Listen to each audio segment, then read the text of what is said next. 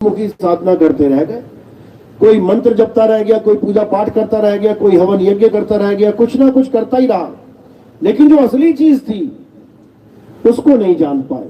तो क्या है असली चीज, आज के सत्संग में अच्छे से समझ में आ जाएगा। तो आज का सत्संग सत्य और असत्य पे समझाया जाएगा कि आखिर सत्य क्या है, असत्य क्या है। कबीर साहब समझा रहे हैं कि जहां सत्य है वहीं परमात्मा है, और जहां असत्य है वहीं काल है, वहीं अज्ञान है। तो हमने क्या करना है, बस दो ही पक्ष है यहाँ पे, एक असत्य और एक सत्य।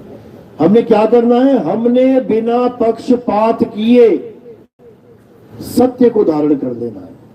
यानी कि जब हमें पता लग जाए, समझ में आ जाए कि सत्य क्या है, तो हमें बिना पक्षपात किए, यानी ये नहीं सोचना है कि अरे मैंने गुरु धारण किया, उसने तो मुझे 5 नाम दिए जपने के लिए, और नितिन दास कह रहा है कि 5 नाम छोड़ के सत्य की साधना करो। अरे नहीं, मैं नहीं मानता, मैं तो अपने गुरु की मानूंगा। समझने के बाद भी अगर पक्षपात कोई करता है तो उससे फूटी किस्मत किसी की भी नहीं है, क्योंकि हम गुरु धारण करते ही इसीलिए हैं कि हम सत्य के साथ जुड़ जाएं, और हम सत्य को नकार दें तो हमसे फूटी किसी की नहीं है।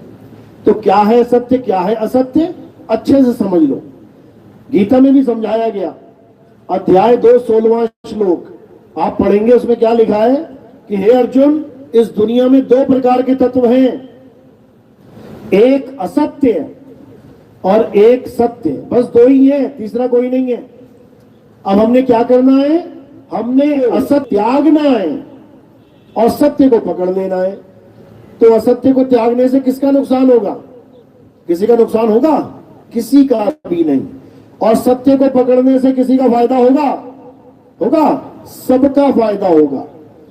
यानी ये सबके लिए एक समान ज्ञान है, इसमें कोई हिंदू, कोई मुसलमान, कोई सिख, कोई ईसाई वाला मतलब ही नहीं है। जहर का एक डब्बा भर के यहां रख दिया जाए, शीशी रख दी जाए और कहा जाए कि इसको पी लो, तो इसको पीने के बाद कौन मरेगा, हिंदू, मुस्लिम, सिख या ईसाई? अगर 4 आदमी हैं, इसको पी लेंगे तो कौन मरेगा चारों में से? चारों ही मर जाएंगे, क्योंकि ये सबके लिए एक समान है। और अगर यहां पर अमृत रख दिया जाए और हिंदू, मुस्लिम, सिख, ईसाई चारों पी लेंगे तो क्या होगा, चारों अमर हो जाएंगे। यानी ये वो ज्ञान है जो किसी के लिए कम या किसी के लिए ज्यादा नहीं है, ये सबके लिए समान है। इसीलिए इसको यूनिवर्सल ट्रुथ कहते हैं, यूनिवर्सल ट्रुथ, यानी पूरे संसार के लिए एक ज्ञान, एक ज्ञान। ये समझ में आ गया तो समझो कि सारे संसार की मुक्ति हो जाएगी। वरना संसार में नाना प्रकार का ज्ञान है, हिंदू बने बैठे हैं, मुस्लिम बने बैठे हैं, सिख बने बैठे, ईसाई बने बैठे, जैन बन गए, बौद्ध बन गए, और पता नहीं कितने धर्म बना लिए। सब एक दूसरे की खिलाफत कर रहे हैं, सब एक दूसरे को छोटा बड़ा कर रहे हैं, लेकिन एक होने को तैयार नहीं है। एक कब होंगे, जब सारे संसार का एक सत्य उसको जान लेंगे तो सब एक हो जाएंगे, सब एक हो जाएंगे। तो वो एक क्या है समझाया गया है। अर्जुन, इस दुनिया में 2 प्रकार के तत्व हैं, एक असत्य और एक सत्य। असत्य क्या है हे अर्जुन, जो जन्मता और मर जाता है, जो पल पल बदल जाता है, जो सदा एक सा नहीं रहता, वो असत्य है। यानी कौन जन्मता और कौन मर जाता है, शरीर। जितने भी शरीर तुम देख रहे हो संसार में, एक छोटे से छोटे जीवाणु से लेके बड़ी से बड़ी व्हेल मछली तक, ये सब पैदा होते हैं और मर जाते हैं। तो ये क्या है, असत्य की सत्य? असत्य है। जो जन्मे और मर जाए वो असत्य है। किसके लिए? सबके लिए, सबके लिए। इसीलिए कई धर्म ऐसे हैं जो इंसानों को भगवान नहीं मानते। वो कहते हैं इंसान तो पैदा होता है, भगवान थोड़ी नहीं पैदा होता है। इंसान तो पैदा हुआ है, अल्लाह थोड़ी नहीं पैदा होगा। इंसान तो मर जाएगा, अल्लाह थोड़ी नहीं मरेगा। इस प्रकार वो इंसानों को बिल्कुल रिएक्ट कर देते हैं। तो गीता के अनुसार कौन चल रहा है, हिंदू या मुसलमान? कोई भी नहीं। गीता कह रही है कि जो जन्मता और मर जाता है उसको असत्य मानो, उसकी पूजा मत करो। मुसलमान उसकी पूजा नहीं करते जो जन्मता और मर जाता है। और हिंदू किसकी पूजा कर रहे हैं? किसकी पूजा कर रहे हो? जो जन्मता और मर जाता है। यानी कि मुसलमान फिर भी समझदार दिखाई दे रहे हैं गीता के अनुसार, और हिंदू को समझ में नहीं आ रहा है कि पूजा करे तो करे किसकी, किसकी पूजा करने में लग गया। सोचो, ऐसे ऐसे मंदिर है, हैरान हो जाओगे। एमपी में एक मंदिर है कुतिया माता का मंदिर, एमपी में ही एक मंदिर है चुड़ैल माता का मंदिर। बताओ, भगवान की कमी हो गई थी जो कुतिया और चुड़ैल को भी भगवान बना दिया तुम लोगों ने। इतने भगवान है, इतने भगवान है, वो भी छोड़ दिए अज्ञानता में। यानी किसी की पूजा नहीं करनी है जो जन्मता और मर जाता है। तो ये गीता का ज्ञान है। और क्या करना है? जो पल पल बदल जाता है उसकी पूजा नहीं करनी है। वो क्या है? इस दुनिया में जो भी दिख रहा है, आप देखोगे पीपल की पूजा चल रही है, आज पत्ते हरे हैं, महीने बाद पीले हो गए। तुलसी की पूजा चल रही है, आज हरा भरा है, हफ्ते दो हफ्ते में सूख के गिर गया। यानी बदल रहा है, पल पल बदल रहा है। कोई मूर्ति है, रोज बदल रही है। रोज देखो, बनाते हुए भी बदल रही थी और बनने के बाद भी बदल रही है, ढह रही है, गिर रही है, टूट रही है। हर क्षण माया बदल रही है। ये सारा संसार जगत माया है। यानी जो पल पल बदलता है वो असत्य है। जो सदा एक सा ना रहे वो असत्य है। यानी इस दुनिया में कुछ ऐसा है ही नहीं जो बदले ना। संसार का नियम ही यही है, जो आज है वो कल नहीं है, जो कल नहीं है वो आज है। ये तो चलता ही रहेगा। यानी इस संसार में तुम्हें आंखों से जो कुछ भी दिखाई दे रहा है वो सब असत्य है। असत्य, यानी इनकी पूजा नहीं करनी है, इनके पास अपना ध्यान नहीं लगाना है, इनको भगवान नहीं मानना है। तो किसे माने भाई? गीता में ही बताया गया है अर्जुन, जो दूसरा तत्व है सत्य, वो ना तो कभी जन्मता है ना ही कभी मरता है, वो कभी बदलता नहीं है, वो सदा एक रस रहता है, हमेशा एक। उसको कोई शस्त्र काट नहीं सकता, अग्नि जला नहीं सकती, वायु सुखा नहीं सकती, जल भिगो नहीं सकता। क्या है वो? ऐसा क्या है जिसको कोई मार ही नहीं सकता, काट नहीं सकता, जला नहीं सकता? उसका नाम है आत्मा। आत्मा, आत्मा का नाम सुना है सबने? सबने सुना है? अपनी अपनी आत्मा लेके आए साथ में? किसी घर तो नहीं रह गई? सब लेके आए हो ना? क्या प्रूफ है कि लेके आए हो? कैसे साबित करोगे कि तुम्हारे पास आत्मा है? ये जो तुम हिल रहे हो, बोल रहे हो, ये तुम देख रहे हो, सुन रहे हो, इससे साबित होता है कि आत्मा है। और जैसे ही आत्मा शरीर को छोड़ देगी, ये ढेरी होके नीचे गिर पड़ेगा। उसके बाद ना ये बोले, ना ये आंख खोले, ना ये सुने, ये हिले भी नहीं, दिल भी नहीं धड़केगा, सांस भी नहीं चलेगी। इसका मतलब आत्मा ने शरीर को छोड़ दिया है। इतना फर्क तो समझ में आ गया ना? यानी तुम्हारे पास आत्मा है तो चल रहे हो, खा रहे हो, पी रहे हो, और आत्मा नहीं है तो लाश हो, उठा के जला दिया जाएगा, दफना दिया जाएगा। अब ये जो आत्मा है ये क्या है? ये है सत्य। ये वो सत्य है जिसका कभी नाश नहीं हो सकता। ये वो सत्य है जिसको पाने के लिए हम इस संसार में आए हैं। ये वो सत्य है जिसको पाने के बाद और कुछ पाना शेष ही नहीं रह जाता। इसीलिए गीता में समझाया, अध्याय 3 17वां श्लोक, हे अर्जुन, जो अपनी आत्मा में रमण करते हैं, जो अपनी आत्मा में तृप्त हैं, जो अपनी आत्मा में संतुष्ट हैं, उनके लिए कोई धार्मिक कर्म कर्तव्य लागू ही नहीं होता। उनके लिए कोई मंदिर, मस्जिद, गुरुद्वारा, चर्च नहीं है। उनके लिए कोई पूजा पाठ, हवन यज्ञ नहीं है। उनके लिए कोई ऐसा काम लागू ही नहीं होता जिससे कोई कहे कि ये पूजा कर रहा है। बिल्कुल नहीं। यानी आत्मा में रम जाना ही, आत्मा में रमण करना ही उसकी सबसे बड़ी पूजा मानी जाती है। यानी वो सत्य का पुजारी हो गया। अब उसे असत्य की पूजा की करने की कोई जरूरत नहीं। असत्य की पूजा यानी जितने भी शुरुआती ज्ञान हमें मिला है, जैसे हम स्कूल में जाते हैं, छोटे छोटे बच्चों को स्कूल भेजते हैं, वहां पर क्ले मिट्टी का सेब, संतरा, केला, अंगूर बना के बच्चों को दिखाया जाता है। बेटा ये केला है, ये अंगूर है, ये संतरा है। होती वो मिट्टी है, मिट्टी को पेंट कर करके दिखाया है जा रहा है, तो छोटे बच्चे उसको मान लेते हैं कि हाँ ये संतरा है, हाँ ये आम है, हाँ ये केला है। लेकिन बड़े बच्चे को दिखाओगे कि ये संतरा है, ये केला है, छू के बता देगा ये तो मिट्टी है भाई। यानी छोटे बच्चे ने जिसको स्वीकार कर लिया, बच्चा उसको रिजेक्ट कर देगा। इसी प्रकार छोटे बच्चे यानी छोटे लेवल के जो भगत होते हैं, जो शुरुआती भगत होते हैं, उनके लिए क्या बनाया गया है? मिट्टी के भगवान। राम जी मिट्टी के, श्याम जी मिट्टी के, हनुमान जी मिट्टी के भगवान बना बना के कौन बना रहा है? कारीगर। कैसे बना रहा है? ऑर्डर पे। तुम ऑर्डर दे रहे हो, भैया एक मूर्ति बना देना भगवान की। अब वो पूछ रहा है कितने हाथ बनाने हैं? 4 हाथ बना देना। गदा पकड़ाऊं कि शंख पकड़ाऊं? गदा पकड़ा देना। यानी जो तुम ऑर्डर दे रहे हो वैसे ही भगवान तैयार करके रखा जा रहा है। यानी भगवान को कौन बना रहा है? इंसान। समझो किससे बना रहा है? मिट्टी से, सीमेंट से, चूने से, पत्थर से। समझो तो एक छोटे लेवल का, छोटी बुद्धि का, अल्प बुद्धि का जीव उसको भगवान मान सकता है कि हाँ भाई शुरुआत के लिए ये है, ठीक है हम इसकी पूजा कर लेंगे। अब भगवान किसने देगा? मूर्ति तो दिख रही है कम से कम, इसी की आरती कर लेंगे। छोटे लेवल का, छोटे अल्प बुद्धि जीव जो है वो इसको स्वीकार कर लेगा।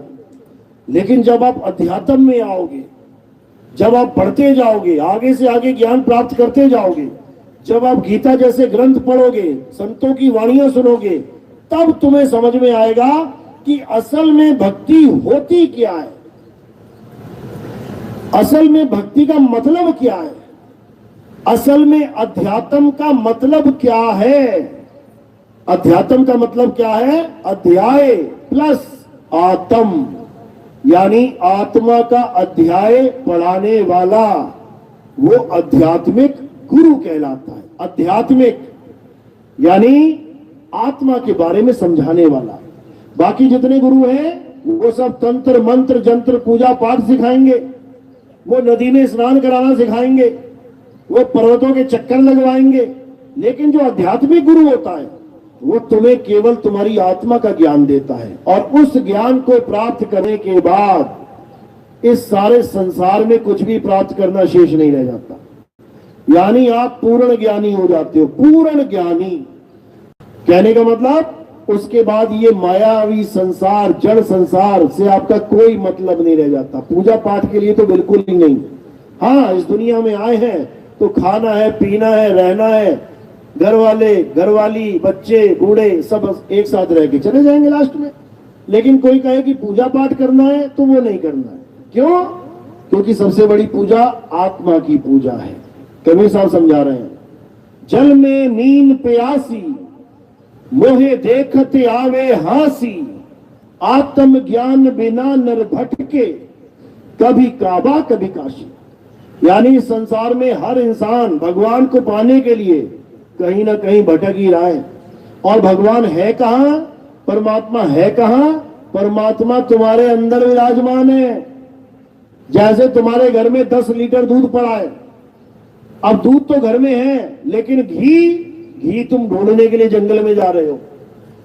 तुम्हें इतना भी नहीं समझ में आ रहा कि दूध में ही घी छुपा है। बस तुमने करना क्या है? एक ऐसा गुरु धारण करना है जो तुम्हारे ही दूध में से घी निकालना सिखा दे, तो तुम्हारी जितनी यात्रा है घी को पाने के लिए वो खत्म हो जाएगी। घर से बाहर निकलने की जरूरत ही नहीं पड़े, घर में ही है सब कुछ। इसीलिए गुरु ग्रंथ साहब में वाणी बोली गई, सब कुछ अंदर बाहर नाही, बाहर खोजे तो भरम बुलाही। यानी सब कुछ तुम्हारे अंदर है। तुम्हारे अंदर मतलब इस शरीर के अंदर नहीं, तुम्हारी आत्मा के अंदर। शरीर के अंदर तो हड्डी मांस लोथड़े चीथड़े हैं, आत्मा के अंदर परमात्मा है। इसी को कबीर साहब ने समझाया, ज्यों तिल माही तेल है और ज्यों चकमक में आग, तेरा साईं तुझ में है, जाग सके तो जाग। यानी अगर तुम सच में परमात्मा को ढूंढना चाहते हो, एक तो होती फॉर्मेलिटी कि चलो जी सुबह का टाइम है, चलो चलो मंदिर चलो, जल्दी जल्दी घंटी बजाओ, जल्दी प्रसाद, चलो जी हो गया काम। एक तो ये है फॉर्मेलिटी कि नहीं मैं तो रोज पूजा करूंगा, भले मन लगे ना लगे, मैं तो रोज करूंगा। और एक है कि मैं परमात्मा को पाऊंगा, एक है परमात्मा की भक्ति करूंगा यानी पूजा आरती करूंगा, एक है परमात्मा को पाऊंगा। दोनों में जमीन आसमान का अंतर है। तो जो तो केवल पूजा पाठ करके टाइम पास करना चाहते हैं वो तो ऐसे ही जीवन निकल जाएगा उनका, और जो सच में पाना चाहते हैं वो गुरु धारण करते हैं, गुरु के द्वारा मार्ग बताया जाता है, उस पर चलते हैं और धीरे धीरे धीरे धीरे करके परमात्मा तक पहुंच जाते हैं। लेकिन कैसे पहुंचेंगे? जब हमारे जीवन में कोई भेदी गुरु आता है, यानी वो इस भेद को जानता है कि परमात्मा आखिर रहता कहां है, हम उसे ढूंढे तो कहां ढूंढे। ये मंदिर मस्जिद गुरुद्वारे तो हमने बनाए हैं, हम उसमें कैसे ढूंढे? जब वो नहीं थे तब परमात्मा कहां रहता था, किसी को नहीं समझ में आ रहा। तो कबीर साहब ने इसीलिए समझाया, मोको कहां ढूंढे रे बंदे, मैं तो तेरे पास में। यानी पहले तो ये समझ लो कि परमात्मा कहीं दूर नहीं है, वो कितना पास है हमारे, जितना पास इस कूलर के पास करंट है। ये कूलर चल रहा है, पंखा घूम रहा है, जितना पास करंट है इतना ही पास परमात्मा हमारे पास है। क्यों? क्योंकि हमारा भी कूलर चल रहा है, हमारी भी शरीर चल रहा है।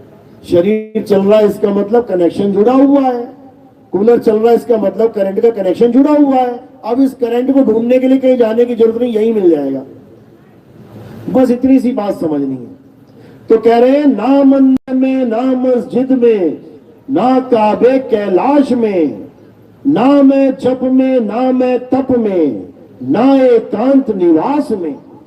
कहते हैं मैं किसी मंदिर मस्जिद गुरुद्वारे में नहीं मिलूंगा, वहां तो एक मूर्ति हो सकती है लेकिन परमात्मा नहीं है। मैं किसी जप तप पूजा व्रत से भी नहीं मिलूंगा, वो तो तुम पूजा पाठ कर सकते हो, नाम जप सकते हो, लेकिन वो मिलेगा नहीं उससे। मिलेगा कहां? खोजी होए तुरंत मिल जाऊं, एक पल की तलाश में। और कहे कबीर सुनो भाई साधो, मैं तो हूं विश्वास में।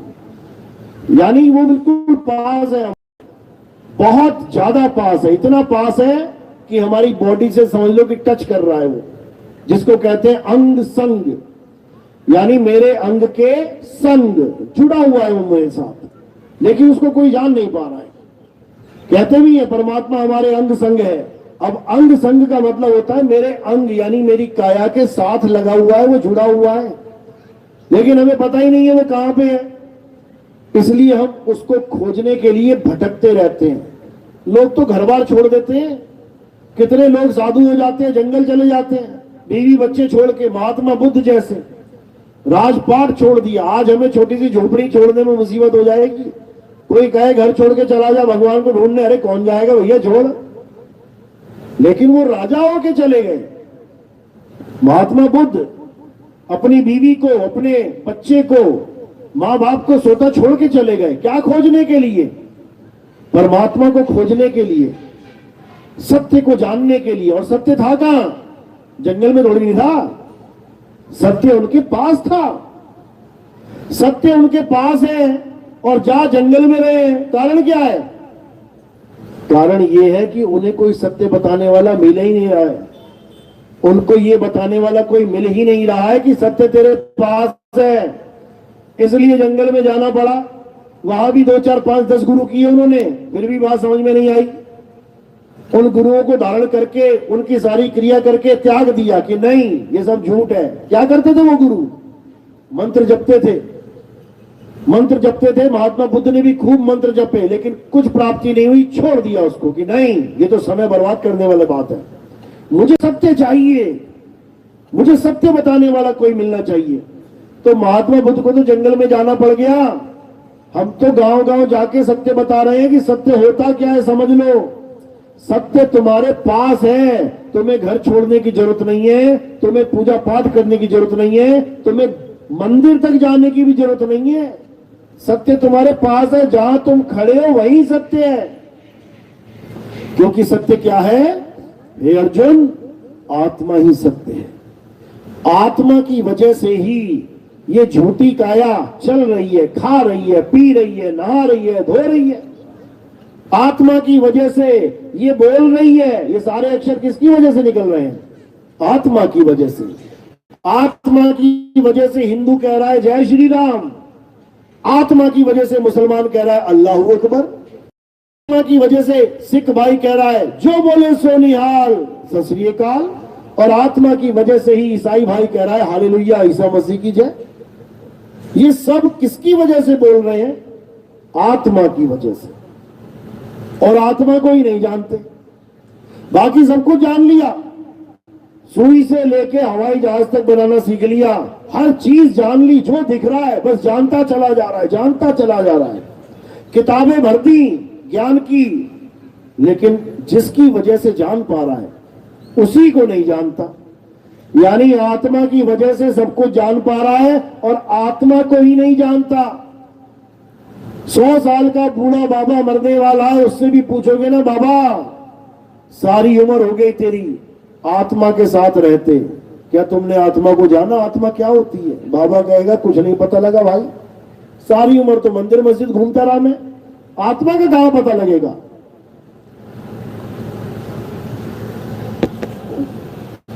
तो आत्मा का ज्ञान सारी उम्र नहीं हो सकता। आपको आपके साथ कोई भी छोटी सी चीज 2-4 मिनट के लिए भी रुक जाए, आपको उसका भी आभास हो जाएगा।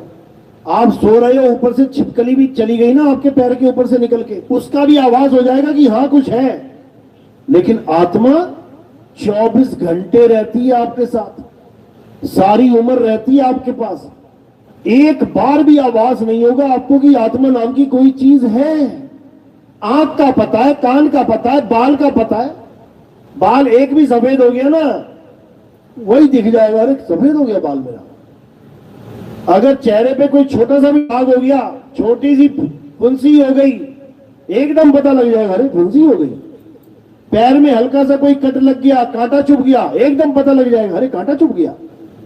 हर चीज जो आपके साथ छू गई हल्की सी भी पता लग जाएगा अरे पीठ पे चींटी रेंग रही है।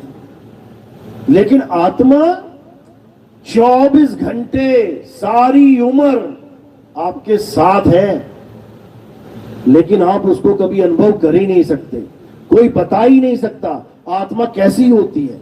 लंबी है, छोटी है, काली है, गोरी है, गोल है, चौकोर है, त्रिकोण है, कैसी है, ठंडी है, गर्म है, कोई आभास नहीं। और सारी उम्र रहेंगे आत्मा के साथ। अब इस आत्मा को कैसे जानेंगे, आत्मा को कैसे प्राप्त करेंगे, इसके बारे में गीता में क्या लिखा है? अध्याय 4 34वां श्लोक। गीता में ये नहीं लिखा है कि पूजा पाठ करो और ये करो वो करो, ये तो हमें पकड़ा दिया गया है कि कुछ ना कुछ तो करना पड़ेगा, यही कर लो। असल में गीता में क्या बोला गया है? अध्याय 4 34वां श्लोक, हे अर्जुन अगर तुम सत्य को जानना चाहते हो, अगर तुम सत्य को प्राप्त करना चाहते हो, अगर तुम आत्म तत्व को जानना चाहते हो तो कहां जाओ? तुम ऐसे तत्वदर्शी संत की शरण में जाओ। मंत्र जपने वालों के नहीं कि राम राम राम राम राधे राधे राधे जपवा रहे हैं तुम्हें। वो कह रहे हैं कि ऐसे तत्वदर्शी संत की शरण में जाओ। तत्वदर्शी का मतलब समझ लो क्या होता है?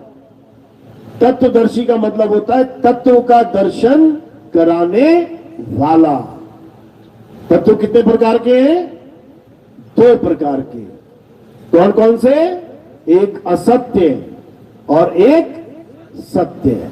तो असत्य क्या है? ये 5 तत्व असत्य हैं।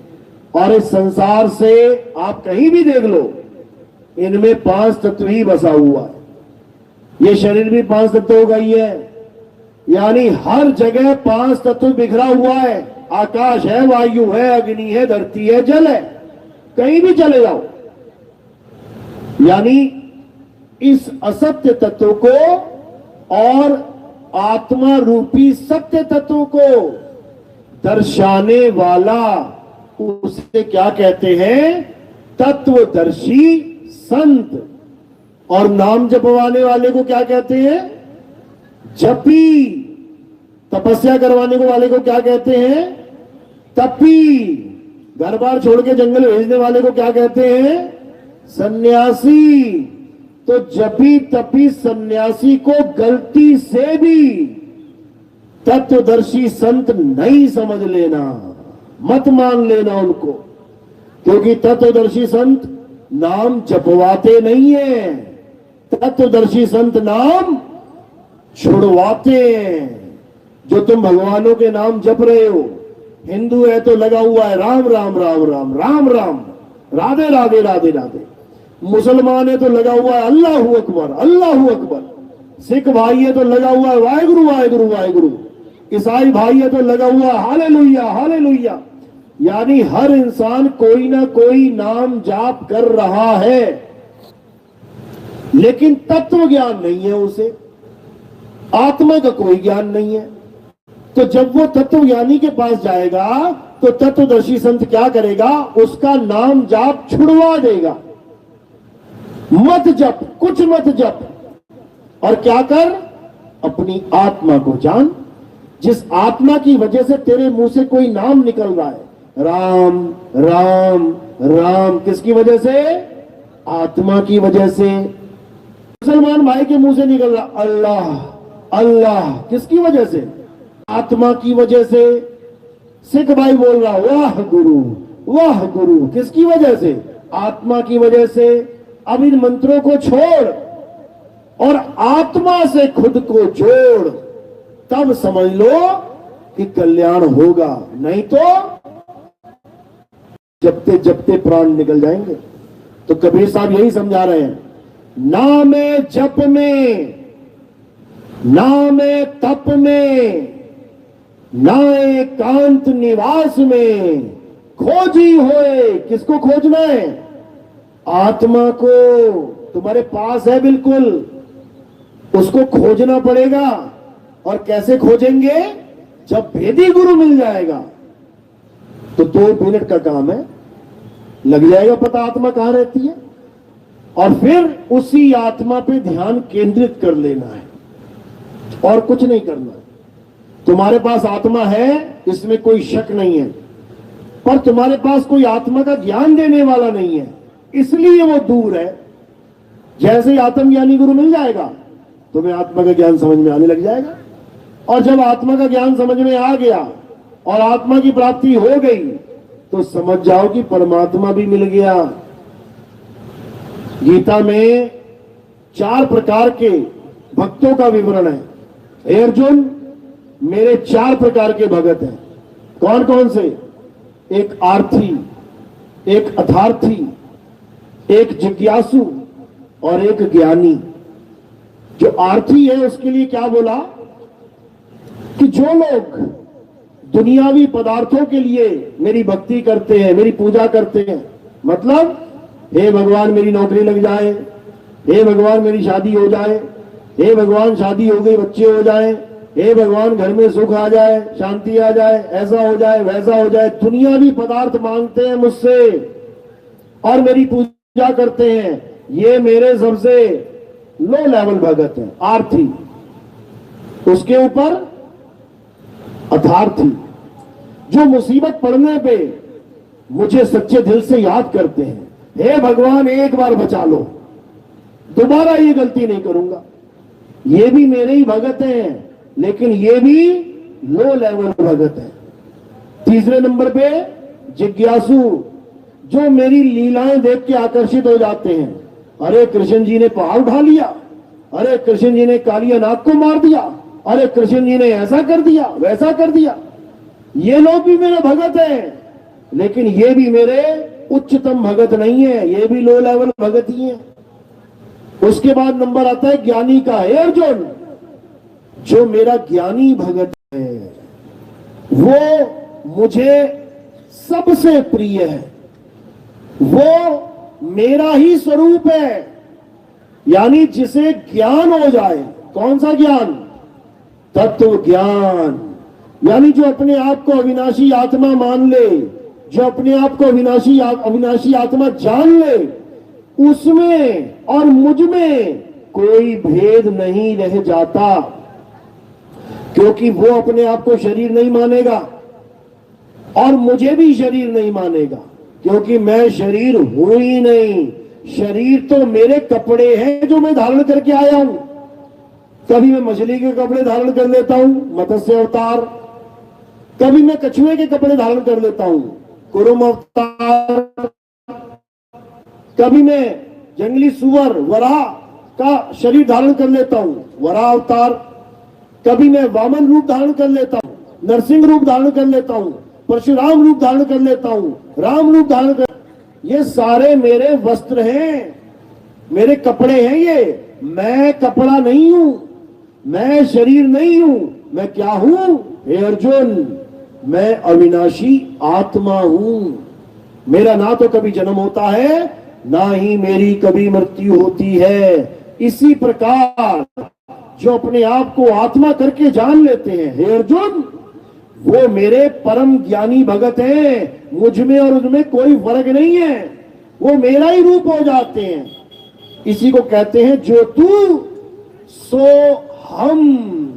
लेकिन अज्ञानियों ने इस सोहम को मंत्र बना लिया और दिन रात जपते रहते हैं, सोहम सोहम सोहम सोहम, जबकि ये जपने की चीज ही नहीं है। ये तो एक अवस्था का नाम है। जैसे कोई प्रधानमंत्री बन जाए तो एक अवस्था का नाम है। पहले आम आदमी था, अब प्रधानमंत्री बन गया। इसका मतलब ये नहीं कि वो नाम जप के प्रधानमंत्री बना है, कि दिन रात जपेगा प्रधानमंत्री प्रधानमंत्री तो वो बनेगा। वो एक प्रोसेस है। उसने इलेक्शन लड़े, लोगों ने उसको जिताया, बन गया प्रधानमंत्री। इसी प्रकार सोहम कैसे होंगे? हमें गुरु मिला, गुरु ने ज्ञान दिया, ज्ञान को अप्लाई किया, आ गए सोहम अवस्था में। जपना कुछ नहीं है। कबीर साहब जपने को बना करके गए, लेकिन लोग को समझा ही नहीं और क्या बना दिया कि कबीर साहब भी राम राम जपते थे। क्यों? क्योंकि उनकी वाणियों में राम राम का जिक्र आता है। कबीर साहब कह रहे हैं, राम नाम की लूट है, लूट सके तो लूट, अंत काल पछताएगा, प्राण जाएंगे छूट। अब ये वाणियां सुन के लोगों ने क्या सोचा कि कबीर साहब राम राम जपने को बोलते थे। और कौन सी वाणी है? राम नाम रटते रहो जब लग घट में प्राण, कब हूं दीन दयाल के भनक पड़ेगी कान। यानी राम नाम लगातार रटते रहो। कब तक? अंत समय तक। इन वाणियों को सुन सुन के लोगों ने सोचा कि कबीर साहब तो राम जी के पुजारी हैं। आज भी इंटरनेट भरा पड़ा है, बस आप इतना लिखो कबीर साहब किसकी पूजा करते थे, गूगल पे लिखोगे अभी लाइन आ जाएगी। कबीर साहब राम जी की पूजा करते थे, विष्णु जी की पूजा करते थे। जबकि कबीर साहब कहते हैं, भला हुआ मेरी माला टूटी, मैं राम भजन से छूटी, मेरे सिर से टली बला। ये भजन है उनका, ये भजन है उनका। कह रहे हैं ये बला टल गई मेरे सिर से। कौन सी? ये मंत्र वाली बला। कबीर साहब ने सारे मंत्रों का खंडन किया है। जहां पर वो राम कहते हैं, वो राम का मतलब भगवान राम नहीं है। उस राम का मतलब है रमता राम, जो आप में भी रम रहा है, मुझ में भी रम रहा है, हम सब में रम रहा है। बताओ किसमें आत्मा नहीं है? हाथ खड़ा करो। जिसमें आत्मा नहीं है हाथ खड़ा करो। हाथ भी नहीं खड़ा कर पाओगे अगर आत्मा नहीं हो तो। अगर हाथ भी खड़ा कर रहे हो किसकी वजह से? आत्मा की वजह से। तो कौन मना करेगा कि मुझ में राम नहीं है? सब में राम है, तुझ में राम, मुझ में राम। अरे सब में राम समाया और सबसे कर लो प्रेम, जगत में कोई नहीं पराया। यानी तुझ में भी राम है, मुझ में भी राम है, सब में राम है। अब किसी मुल्ला जी से पूछ लेना, जाके किसी मुसलमान भाई से पूछ लेना, भैया तुम्हारे अंदर राम है क्या? वो क्या कहेगा? अरे तेरे अंदर होगा, हम नहीं मानते राम जी को, बोलता है कि नहीं बोलता? शरेआम बोलते हैं, हम नहीं बोल सकते जय श्री राम। अब तुमने क्या बोलना है? भैया तेरे अंदर आत्मा है क्या? अब क्या बोलेगा? अरे भाई आत्मा तो है भाई। अब बस फर्क इतना है कि तुमने राम की जगह आत्मा बोल दिया। अब वो मना नहीं कर पाएगा, क्योंकि तुमने तत्व का नाम बोल दिया है। पहले तुम तत्व के भगवान बना के नाम बोल रहे थे, अल्लाह, वाहिगुरु, गॉड, राम, ये सब तत्व के नाम है। तुम पहले तत्व का नाम ना बोल के ये अल्लाह, वाहिगुरु, गॉड बोल रहे थे, तो झगड़ा हो जाएगा। और जब इन नामों को छोड़ के तुम तत्व का नाम बोलोगे, तुम मना नहीं कर सकता वो। तो कबीर साहब यही समझा रहे हैं कि आत्मा को आत्म राम बोलो, आत्म राम जानो, वो सब में विराजमान है। कैसे? जैसे कस्तूरी कुंडल बसे, मृग ढूंढे वन माहीन, ऐसे रमता राम है। कौन से राम? रमता राम। ये दुनिया जाने ना है, दुनिया उस रमता राम को नहीं जान पा रही है, दुनिया रमता राम को नहीं खोज पा रही है, क्योंकि वो ऐसे रमा हुआ है कि वो दिखता ही नहीं किसी को, वो इन आंखों से देखा ही नहीं जा सकता। आत्मा शरीर को छोड़ती है तो इन आंखों से दिखता ही नहीं है कुछ, कि छोड़ के क्या जा रहा है, नहीं दिखता। इसलिए जो दिखता नहीं है उसको मानती नहीं है, और जो दिखता है उसको मान के बैठ गई है। अब क्या दिखता है? माया दिखती है। क्या नहीं दिखता? सत्य नहीं दिखता। इसीलिए सत्य से दूर हो गए और माया के करीब हो गए। अब क्या करना है? अब माया से दूर होना है और सत्य के करीब होना है। तो अब उस तत्व को जानेंगे जिसकी वजह से ये सारे, ये 5 तत्व चल रहे हैं। माँ बाप, भाई बहन, यार दोस्त, कुत्ता बिल्ली, हाथी घोड़ा, सांप बिच्छू, ये सब किसकी ताकत से चल रहे हैं? आत्मा की ताकत से चल रहे हैं। इसी आत्मा को जानना ही परम पद को प्राप्त करना कहलाता है। यानी एक ऐसा पद मिल जाएगा जिसको सो हम कहते हैं, जो तू सो हम, यानी आत्मा सो परमात्मा। और ये ज्ञान किसे होगा? जीवात्मा को। जीवात्मा इस ज्ञान को धारण करेगी, तब जाके कल्याण होगा, नहीं तो कल्याण नहीं होगा। नहीं तो साहिब कहते हैं, पाथर पूजे हरि मिले, तो मैं पूजू पहाड़, और वासे ये चाकी भली, जो पीस खाए संसार। कहते हैं अगर पत्थर को पूजने से भगवान मिल जाए तो मैं पहाड़ पूजूंगा, पहाड़। क्यों? पत्थर तो छोटा सा है, पहाड़ बहुत बड़ा है, बड़ा वाला भगवान मिलेगा। कबीर साहब मना करते हैं कि भगवान को पत्थर में मत ढूंढना, परमात्मा को पत्थर में नहीं ढूंढना, नहीं तो तुम कभी अपने आप को जान ही नहीं पाओगे। परमात्मा को कहां ढूंढना है? तेरा साईं तुझ में है, और जाग सके तो जाग। अपनी आत्मा को जानना ही हमारे जीवन का एकमात्र उद्देश्य है। क्या फायदा होगा आत्मा को जान के? लोग सवाल पूछते हैं मुझसे, कहते हैं जी हम मंदिर जाते हैं, मस्जिद जाते हैं, गुरुद्वारे जाते हैं, चर्च जाते हैं, वहां मन्नत मांगते हैं, हमारी मन्नत पूरी हो जाती है। हालांकि सबकी नहीं होगी, नहीं तो हेलीकॉप्टर मांग लो जाके। आप लोग जाओ, किसी भी मंदिर में जाओ और भगवान से बोलो, भगवान जी मुझे 10 साल के अंदर, 20 साल के अंदर एक एक हेलीकॉप्टर मिल जाए, पूरे गांव वालों को मिल जाएगा क्या? जन्म बीत गए, तुम्हारे दादा, परदादा, लकड़ दादा, अकड़ दादा सारे बीत गए, अभी गरीब के गरीबी बैठे हैं इंडिया में। सबसे ज्यादा लक्ष्मी की पूजा इंडिया में, गरीबी भी सबसे ज्यादा इंडिया में है। तो ऐसा नहीं हो सकता कि भगवान सबके यहाँ हेलीकॉप्टर खड़ा कर दे, समझ लो, नहीं हो सकता। हाँ, जो चीज के लिए तुम पहले से मेहनत कर रहे हो वो तुम मांग लेते हो। जैसे तुम तैयारी कर रहे हो पढ़ने की, एग्जाम की तैयारी कर रहे हो, तुम क्या मांग रहे हो? भगवान मेरा एग्जाम क्लियर हो जाए।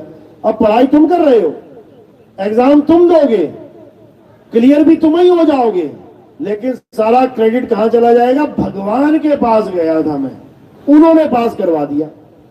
ये हम सौंप देते हैं अपना उस मालिक को। अच्छी बात है, ये भी सौंप देना चाहिए, लेकिन कोई कहे कि इससे बहुत बड़ा फायदा हो जाता है, तो नहीं होता है। क्यों नहीं होता है? तुम कितना ही भगवान से मांग लो कि मेरे घर में खुशी रहे, शांति रहे, हमारे ऊपर कोई कष्ट ना आए, तो नहीं आएगा क्या? नहीं आएगा। आप देखो जितनी यात्राएं, धार्मिक यात्राएं, जितने एक्सीडेंट उन बसों के होते हैं, जितने भगत गिर गिर के मरते हैं पहाड़ों से। अभी देखो केदारनाथ गए थे 2013 में, कैसे लोग मरे वहां पे, बुरा हाल। नैना देवी में भगदड़ मच गई, 350-400 बंदा मर गया। अभी वैष्णो देवी में भगदड़ मची, वहां कितने लोग। यानी कि सबसे ज्यादा कहां मरते हैं लोग? जहां भीड़ इकट्ठी हो जाती है। और कहां होती है भीड़ इकट्ठी? मंदिरों में, तीर्थ स्थानों पे। अभी कुंभ में देखो, 144 साल बाद कुंभ लगा, सारे देवी देवता वहां विराजमान है, फिर भी नहीं बचा पाए। कितने लोग मारे गए? 3 दिन तक यही न्यूज चलती रही कि पता नहीं कितने मारे गए। 1-1 महीना, 2-2 महीना तो बेचारे माँ बाप को ढूंढते रह गए लोग। कहां चले गए ये लोग? कोई नहीं बचने वाला। तुम कितना ही कह लो मेरे लड़के का भला हो जाए, मेरे लड़के पे कष्ट ना हो जाए, तुम्हें खबर मिलेगी लड़का मर गया ट्रेन से कट के, ट्रक के नीचे आके, रोड एक्सीडेंट में। हुआ कभी ऐसा? कितनी मन्नतें मांग लो तुम। केवल दुनियावी इच्छाएं थोड़ी नहीं होती हैं, अपना भला भी तो चाहिए। तो अगर तुम मन्नतें मांगते रह जाओगे तो थोड़ा बहुत सुख मिलेगा, उसके बाद एक दर्दनाक मौत तैयार है। आत्मज्ञान में आके क्या होगा? लोग पूछते हैं आत्मज्ञान में अगर हम आ जाएं, मंदिर मस्जिद गुरुद्वारे चर्च छोड़ दें, तो हमें फायदा क्या होगा? क्योंकि दुनिया फायदा ढूंढती है। अब फायदा समझ लो क्या होगा। आत्मज्ञान में आने पर क्या हो जाता है? जब तुम आत्मा का ध्यान करते हो, किसी और का ध्यान नहीं करना है, किसी का भी नहीं। जब तुम आत्मा का ध्यान करते हो तो क्या होता है? धीरे धीरे धीरे धीरे धीरे तुम्हें यह अनुभव होने लग जाता है कि तुम अजर अमर अविनाशी हो। और जैसे ही आत्मा का पूर्ण ज्ञान हो जाता है, तब तुम्हें अपने स्वरूप का बोध हो जाता है कि मैं एक आत्मा हूं, मैं शरीर नहीं हूं। शरीर तो मैंने धारण किया हुआ है और एक दिन शरीर को उतार देंगे। कहां पे धारण किया था शरीर? मां के गर्भ में, वहां धारण किया और पहन के बाहर आ गए। अब क्या करेंगे? अब एक दिन छोड़ेंगे। कहां छोड़ेंगे? इस धरती माता के गर्भ में छोड़ देंगे, मिल जाएंगे मिट्टी में। यानी ये शरीर जहां से उठाया और इस 3 लोक में छोड़ा, तो जिसने उठाया और जिसने छोड़ा वो कौन है? जिसने धारण किया इस शरीर को वो कौन है? जब हम उसे जानेंगे तब हमें समझ में आएगा कि संतों ने क्यों बोला था, ईश्वर अंश जीव अविनाशी। यानी हम जीव अवस्था में भी अविनाशी हैं। हम जीव हैं मालिक के, अविनाशी हैं। हम शरीर नहीं है, क्योंकि शरीर अविनाशी है ही नहीं। शरीर तो नाशवान है। अगर शरीर नाशवान है और हम अविनाशी हैं, तो शरीर तो हम नहीं हो सकते। ना हम आदमी, ना हम औरत, ना बच्चा बूढ़ा जवान हो सकते हैं। क्यों? ये तो नाशवान शरीर है। हम कौन है? हम है अविनाशी आत्मा। जीव बने बैठे हैं बस अज्ञानता में। जैसे ही आत्मज्ञानी गुरु मिलेगा, इस जीव आत्मा को उस परमात्मा का ज्ञान मिलेगा, तब इसकी अवस्था बदल जाएगी। तब ये अपने अज्ञान रूप को त्याग देगा और ये अपने सत्य स्वरूप को जान लेगा। इसी सत्य स्वरूप को जानना सत्य भक्ति कहलाता है। कबीर साहब यही समझा रहे हैं कि सत्य स्वरूपी नाम साहिब का, सो निज नाम हमारा। हमारा स्वरूप, हमारा नाम क्या है? परमात्मा का सत्य स्वरूप। यही हमारा नाम है, यही हमारी भक्ति है। इसी को जानना है। तो जब हम अपनी आत्मा को जान लेंगे तो हम अमर हो जाएंगे। अमर। शरीर तो मरेगा लेकिन हम नहीं मरेंगे। साहिब यही समझा रहे हैं, हम ना मरिब मरिब संसारा, हमको मिला जियावन हारा। यानी इस संसार में हर शरीर मर जाएगा लेकिन एक भी आत्मा मरने वाली नहीं है। बस इस आत्मा के ज्ञान को धारण करना है। तो जैसे ही हम अमर हो जाएंगे उसके बाद जन्म मरण का खेल खत्म हो जाएगा, फिर कोई किसी मां के गर्भ में नहीं आएगा। जो बार बार अरदासें करते हैं भगवान हमें मुक्ति दो, भगवान हमें मुक्ति दो, इतने बड़े बड़े संत भक्ति करके मुक्ति मांगते रहे, उनको मुक्ति नहीं मिली, क्योंकि वो आत्मा का ज्ञान ही नहीं समझ पाए, वो मंत्र जपने में जीवन बिता के चले गए। तो इसी को समझना है। कबीर साहब समझा रहे हैं, तंत्र मंत्र सब झूठ है, इनमें न भर में कोई, और सार शब्द जाने बिना कागा हंस ना होए।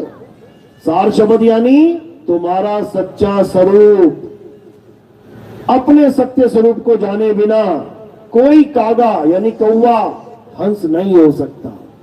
यानी कोई भी अज्ञानी जीव अपने स्वरूप को जाने बिना आत्मा नहीं हो सकता, वो जीव ही रहेगा। कभी कुत्ता बन जाएगा, कभी बिल्ली बन जाएगा, कभी चूहा बन जाएगा, कभी हाथी घोड़ा बन जाएगा, मुर्गी बन जाएगा, गाय बैल बन जाएगा, लेकिन वो कभी आत्मा नहीं हो सकता, जीव ही बनता रहेगा बार बार। तो जीव महादुख में जीवन भोगता है। कोई गाय देख लेना, बैल देख लेना, उसकी आंख देखना गाय की, एक आंसू की धार चल रही होगी यहां से, और ऐसी धार होगी कि पूरा निशान ही काला हो गया होगा। देख लेना, क्या क्या संकेत है उसका? बड़ी खुश है क्या वो? तुम पूजा कर रहे हो माता मान के, तुम सोच रहे हो 33 करोड़ देवी देवता गाय के अंदर विराजमान है, और गाय माता क्या कर रही है? रो रो के दिन काट रही है, आंसुओं की लाइन हो जाती, काली लाइन देख लेना किसी की भी। यानी वो महादुख भोग रही है, इस योनि में अरदास कर रही है परमात्मा से कि मुझे एक बार इंसान जन्म और मिल जाए, ताकि मैं गुरु धारण करूं और इस भव सागर से निकलूं। लेकिन इंसान की ऐसी फूटी किस्मत है कि इसके पास पूरा मौका है आत्मा को जानने का, लेकिन ये एक बार भी आत्मा की तरफ मुंह नहीं करता, गीता की तरफ मुंह नहीं करता। गीता में समझा समझा के कृष्ण जी ने इतना समझाया, हे अर्जुन, आत्मा ही सत्य है, आत्मा अचिंत है, आत्मा अडोल है, आत्मा अबोल है, आत्मा ही सत्य सनातन है। लेकिन किसी के कान पे जू नहीं रेंग रही, कोई समझने को तैयार नहीं है। हाँ, कृष्ण जी की फोटो, कृष्ण जी का कैलेंडर, कृष्ण जी की मूर्ति, ये पूजने को पूरा पूरा गांव उमड़ आएगा, लेकिन गीता के अनुसार अगर ज्ञान दे दिया जाए तो उस ज्ञान को कोई लेने वाला तैयार ही नहीं है। तो भाई, इससे कल्याण नहीं होगा। हम कृष्ण जी को मान रहे हैं, हम कृष्ण जी की नहीं मान रहे, यानी कृष्ण जी की बातें नहीं मान रहे हैं, कृष्ण जी को तो मान रहे हैं। बिल्कुल उसी तरह जैसे कोई लड़का है, अपने पिता को तो पिता मान रहा है, मेरा पिता है, लेकिन पिता की कहीं कोई बात नहीं मानता, पूरा दिन एक भी बात नहीं मानता पिता की, लेकिन ये मानता है कि तू मेरा पिता है। तो आज्ञाकारी बेटा है कि बर्बाद है वो, बर्बाद है वो। भले वो मान रहा है कि हाँ ये मेरा पिता है, लेकिन पिता की नहीं मान रहा, तो पिता खुश होगा कि नाराज? रोज डांटेगा उसे।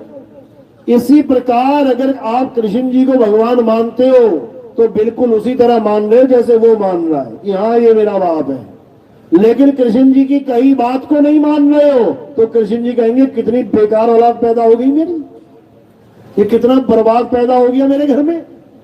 अब क्या करना है? अब कृष्ण जी की बात माननी है, और उसकी बात मानने के लिए क्या करना पड़ेगा?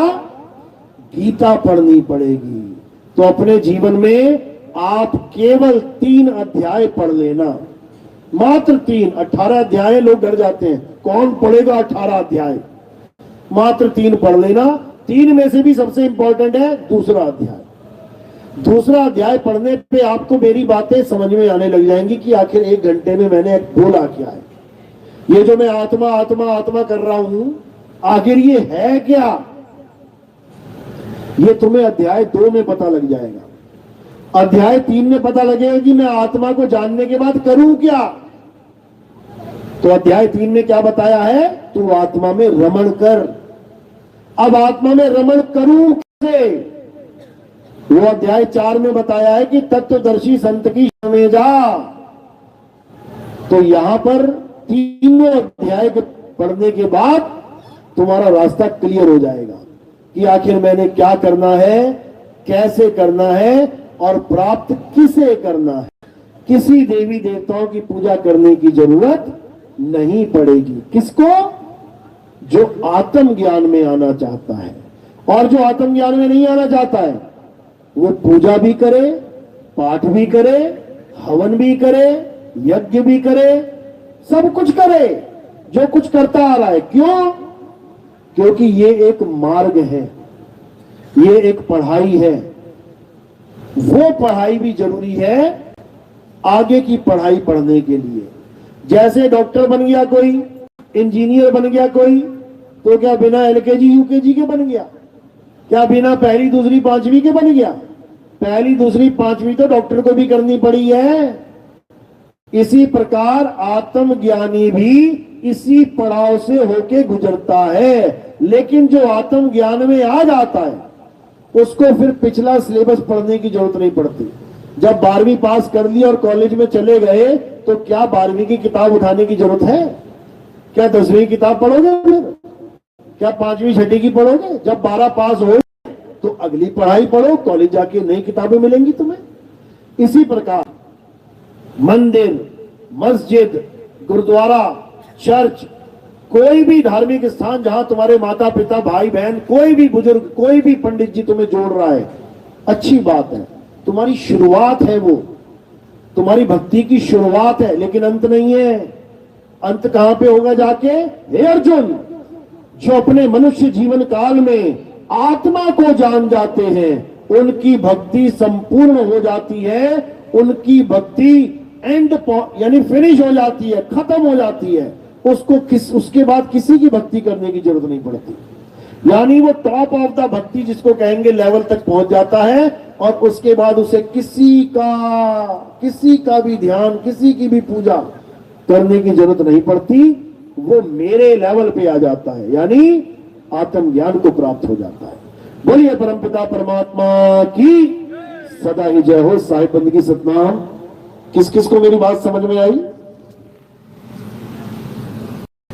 हाथ खड़ा करो जरा एक बार। बहुत अच्छी बात है, पूरे गांव को ही समझ में आ गई है, बहुत बढ़िया। क्योंकि समझना बहुत जरूरी है। अगर आप समझेंगे नहीं तो कुछ मिलेगा नहीं। लेकिन ये कब तक समझ के रखना है? कितने दिन याद रखना है ये ज्ञान? जब तक हम लोग यहां पे तब तक। हम लोग गए और तुम लोग भूल जाओ, ऐसा नहीं करना। क्यों? क्योंकि इसमें बहुत बड़ा नुकसान हो जाएगा। कैसे? जैसे माता ने बच्चे को ज्ञान दिया, अपनी बेटी को ज्ञान दिया कि बेटी दूध उबालने के बाद कभी भी उसमें नींबू मत निचोड़ना। लड़की ने पूछा क्यों माता? उसने क्या बोला कि बेटा दूध फट जाएगा। जब ये ज्ञान तुम्हें भी दिया होगा तुम्हारी माँ ने, जब ये ज्ञान दिया था तो क्या उसने 2 लीटर 4 लीटर दूध में नींबू डाल के निचोड़ के दिया था ज्ञान कि देख फट गया ना? अगर ऐसे माता ज्ञान दे तो माता होशियार है कि बेवकूफ है? क्या है? होशियार है। 4 किलो दूध फाड़ दिया, फिर बता रही है कि दूध फट जाएगा।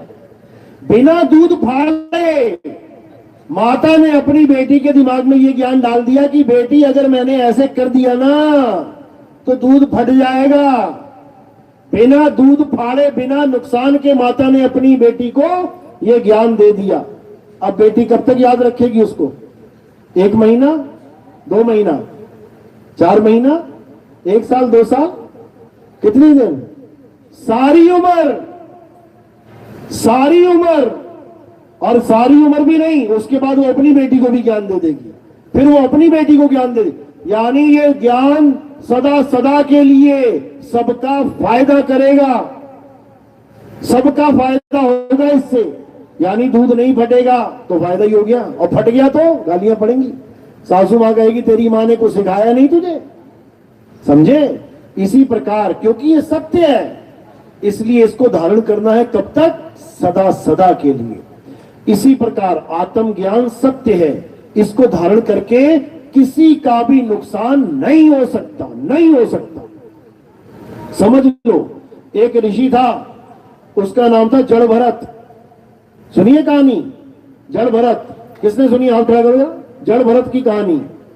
बहुत बड़ा पुजारी था भगवान का, बहुत बड़ा पुजारी। दिन रात राम राम राम राम राम राम राम राम जपता था, दिन रात पूजा पाठ हवन यज्ञ करता था, दिन रात भगवान को याद करता था। फिर क्या हुआ? बुढ़ा हो गया, बुजुर्ग हो गया, तो क्या हुआ? एक हिरण का बच्चा आ गया उसके आश्रम में। तो क्या हुआ? उसने उसको पाल लिया। अच्छा किया बुरा किया? अच्छा किया। छोटा सा बच्चा है बेचारा, कोई जानवर खा जाएगा, इससे अच्छा मैं इसको पाल लेता हूं, इसकी देखरेख हो जाएगी। अब रोज उसको घास खिलाए, रोज पानी पिलाए, खूब प्यार करे। अच्छा कर रहा है कि बुरा कर रहा है? अच्छा कर रहा है। जीवों से प्रेम करो, परमात्मा के जीव है।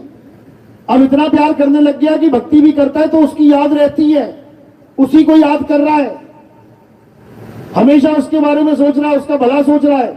अच्छा कर रहा है बुरा कर रहा है? अच्छा कर रहा है, जीवों का भला सोच रहा है। उसके बाद क्या हुआ? एक दिन भक्ति में लीन था, राम राम राम राम जप रहा था, इतने में मृत्यु आ गई।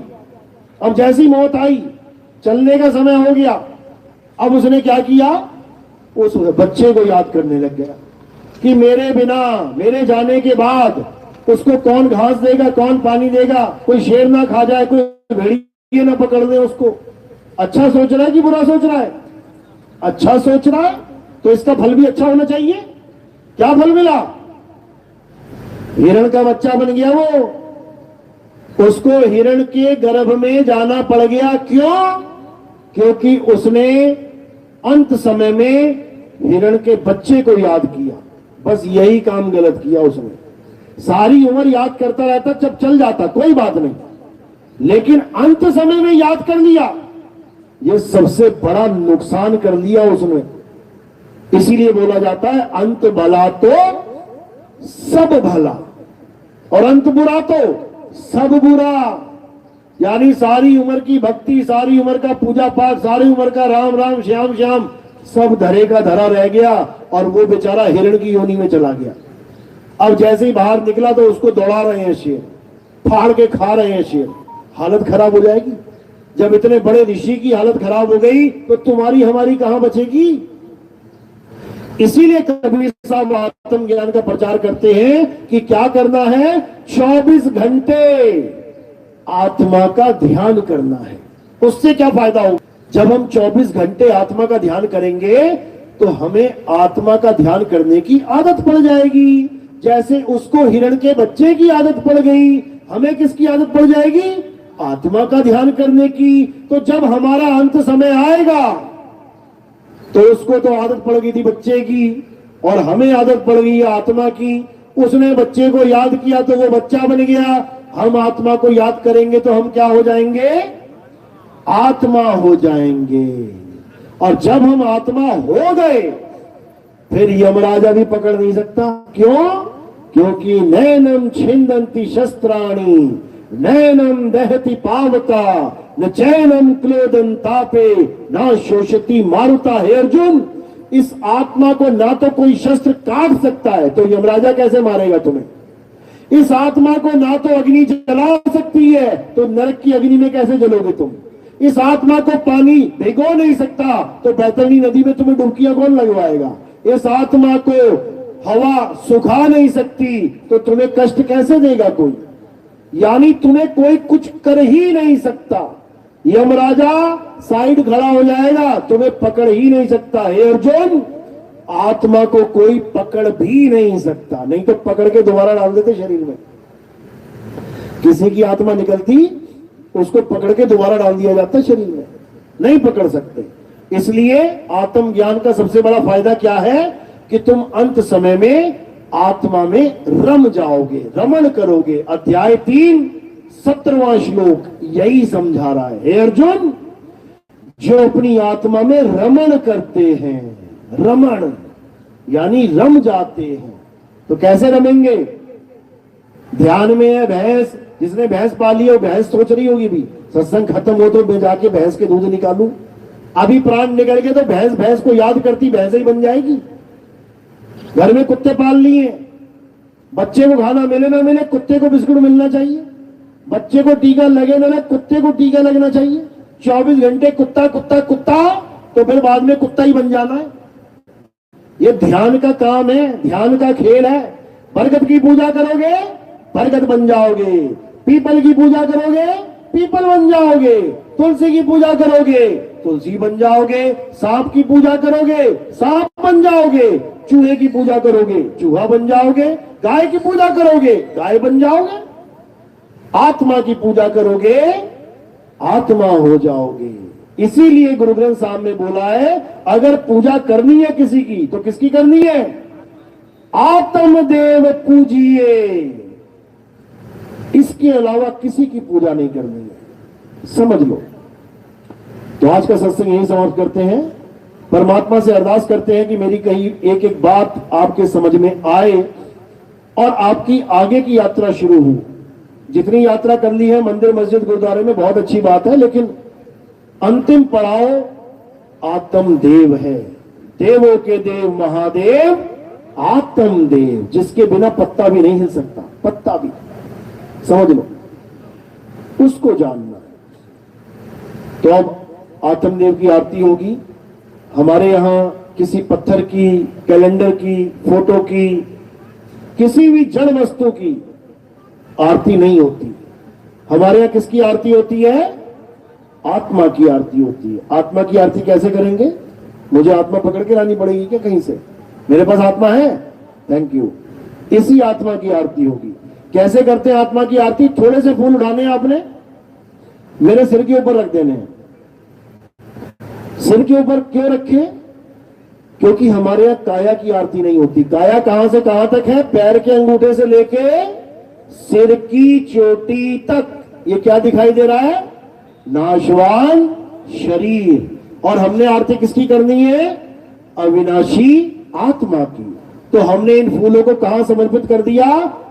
काया से परे। तो जब हम काया से परे फूलों को समर्पित, तो ये आत्मदेव के चरणों में समर्पित हो जाते हैं। तो ऐसे ही आपने आरती करनी है। और जो प्रचार प्रसार में कोई योगदान करना चाहेगा, कोई सेवा करना चाहेगा, वो केवल चरणों में लगनी है। इस सेवा का हम क्या करते हैं ये भी समझ लो। हमने आज तक अपने लिए कोई आश्रम नहीं बनाया और ना ही भविष्य में हमने कोई आश्रम बनाना है। यानी जनता के पैसे को हम कभी अपनी सुख सुविधाओं में नहीं लगाते। हम क्या करते हैं इस पैसे से, इस सेवा से? आप टीवी चैनल देखते हैं अपने घर में, आप कल सुबह बैठ जाना, साधना टीवी और ईश्वर टीवी अगर किसी के घर में आता है तो चैनल लगा लेना, 6:30 बजे बैठ जाना आराम से। उसके बाद आपको बहुत सारे बाबा जी दिखाई देंगे टीवी में। कोई 1 घंटे के लिए आएगा, कोई 2 घंटे के लिए आएगा, किसी का 4-4 घंटे का लाइव चल रहा होगा। वो लोग आपको समझा रहे होंगे बार बार कि नाम जपो, नाम जपो, नाम जपो। और बीच में मैं आ जाऊंगा, मैं क्या बोलूंगा? नाम छोड़ो, नाम छोड़ो, नाम छोड़ो। जब मैं ये बोलूंगा तो आप यकीन नहीं मानेंगे, ऐसे ऐसे देशों से फोन आते हैं, क्योंकि लोग धार्मिक हैं। भारत के लोग हर जगह विद्यमान हैं, पूरे विश्व में बैठे हुए हैं और सुबह सुबह सब धार्मिक चैनल देखना ही पसंद करते हैं। तो जब वो इस बात को सुनते हैं कि नाम छोड़ो, नाम छोड़ो, ये कौन सा प्रचार चल रहा है, तो नीचे मैंने फोन नंबर दे रखा है अपना। उस फोन पे फोन लगा के वो समझते हैं पूरी बात को और फिर हमारे YouTube चैनल से जुड़ जाते हैं। यानी उन देशों में जहां मैं नहीं पहुंच पा रहा हूं, आप लोगों की वजह से, आप लोगों की सेवा से ये संदेश उन लोगों तक भी पहुंच रहा है कि नाम जाप छोड़ो और आत्मा से खुद को जोड़ो। और धीरे धीरे धीरे मालिक की इतनी कृपा हो रही है कि ये बहुत बड़ा, जिसको कहते हैं संगठन, तैयार हो रहा है जो भारत को विश्व गुरु बनाएगा। भारत विश्व गुरु ऐसे नहीं बन सकता पत्थर पूज के। भारत विश्व गुरु कैसे बनेगा? जब ये आत्मा को पूजना शुरू करेगा, आत्मा यानी सत्य को जानना शुरू करेगा और पूरे विश्व में आत्मा का ज्ञान फैलाएगा, तब जाके भारत विश्व गुरु बनेगा। अन्यथा भूल जाओगी ये कभी विश्व गुरु बनेगा। तो हमारा एक ही मकसद है कि भारत विश्व गुरु बने, सत्य सनातन को जाने, क्योंकि नाम पूजा करने वाले सनातनी कौन होता है? अध्याय 2 श्लोक गीता में पढ़ लो क्या लिखा है। हे अर्जुन, ये आत्मा अछेद्य है, शोष्य है, अदाह है, ये आत्मा अचल है, सदा स्थिर रहने वाली है, ये आत्मा सर्वव्यापी है, ये आत्मा पुरातन है, ये आत्मा ही सत्य सनातन है। यानी अगर तुम चाहते हो कि तुम सत्य सनातनी बनो तो तुम्हें आत्मा का ज्ञान लेना ही पड़ेगा, अन्यथा तुम केवल नाम के सनातनी हो, काम के नहीं हो। क्योंकि सनातनी कभी नाशवान वस्तुओं की पूजा नहीं करता। सनातनी अविनाशी की पूजा करता है, जिसका कोई नाश नहीं कर सकता। बोलिए परमपिता परमात्मा की सदा ही जय हो। साहिब बंदगी सतनाम। जय सतनाम।